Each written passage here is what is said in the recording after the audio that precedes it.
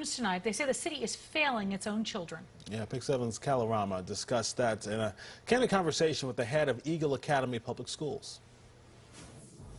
I did not think the best idea was to return to schools. I would let them know that there are some major challenges, not only here at Eagle Academy, but from what I'm seeing all across New York City. A message to the mayor from David C. Banks, the president and CEO of the Eagle Academy Foundation, which has a public school in all 5 boroughs in Newark, New Jersey, serving 3,000 black and Hispanic boys from 6th to 12th grade. Boys of color are the demographic that everybody's trying to avoid because boys bring an energy in general that bounces off the walls. Banks sat on the city's advisory board to reopen schools, sharing this memo with the mayor listing out concerns from 25 principals across the city back in April. A month into school, those same staffing, ventilation, and connectivity issues still stand, especially for his black and brown students. So many black and brown children across this city have experienced a level of trauma, the trauma of their families losing their jobs, a level of food insecurity. And so when you return, there's trauma that has yet to be unpacked.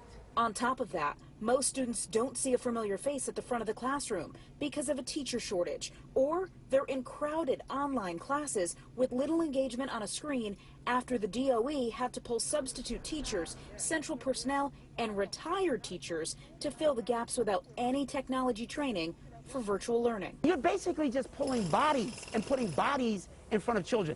That's not school. If you don't help to support the teachers and the leaders, they can't help the children. Pre-pandemic, 650 students attended Eagle Academy in the Bronx. Today, 35 kids are in this building because parents are concerned after a spike in COVID cases from Brooklyn to Queens. They ought to be concerned. That the reality is that until we have a vaccine for this virus, there are no guarantees. Mr. Banks' prediction, schools will be shut down once again, especially with a second wave of coronavirus coming. In the Bronx, I'm Kalorama, PIX11 News. Calla, thank you. Well, as coronavirus rates start to drop in the city's clusters